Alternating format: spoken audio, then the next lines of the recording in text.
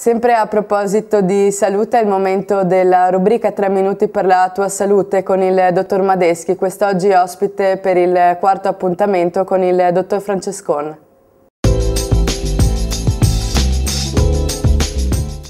Benvenuti a una nuova puntata di 3 minuti per la tua salute, la trasmissione del video sound sui problemi della salute.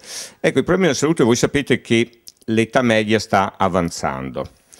Abbiamo qui, e voi l'avete già conosciuto per l'osteoporosi, il dottor Alessandro Francescon, che è geriatra, lavora nella nostra casa di cura, e volevo con lui scambiare due parole per vedere di stimolare la vostra attenzione, mandarci delle mail, telefonate, farci delle domande per vedere in futuro cosa parlare per quanto riguarda la persona anziana.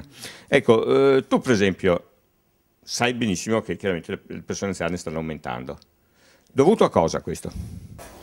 L'aumento della vita media? Sì. Beh, sicuramente è una delle prime cause, penso siano anche i progressi della medicina stessa, la possibilità, come può essere anche il nostro caso, di fare delle diagnosi precoci.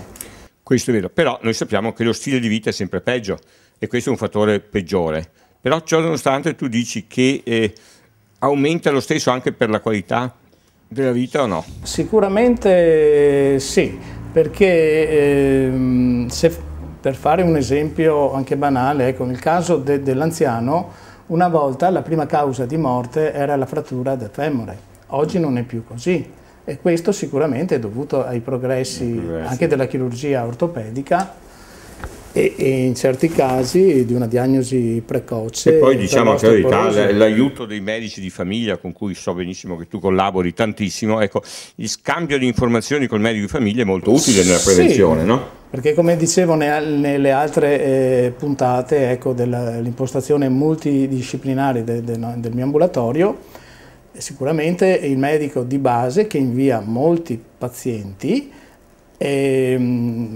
collabora molto con me, anzi in molti casi si limita a chiedere la densitometria e dopo anche tramite comunicazioni, per esempio anche telefoniche, noi discutiamo assieme col medico di base, anzi questa è stata un po' una formula che io ho proposto a loro, sì, anche per renderli sempre più coinvolti, essendo i medici di base stessi, anche poi i primi attori, e molto sensibilizzati, certo, al problema della prevenzione. Hanno in mano loro la salute del proprio paziente e conoscono tutto, insomma. Ecco, secondo te è vero, e con questo concludiamo, che la persona anziana attualmente ancora si trascura in parte? Secondo me sì.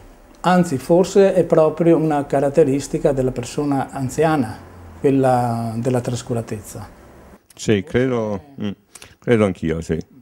Vedo anche il tumore della mammella, anche quello che ho operato 4-5 giorni fa, sì, arrivano in forma a volte stranamente avanzata nonostante tutto. Bene, allora questo qui può essere uno spunto perché voi ci telefoniate, mandate delle mail e poi avremo ospite ancora il dottor Francescon che risponderà alle domande proprio sulle persone anziane.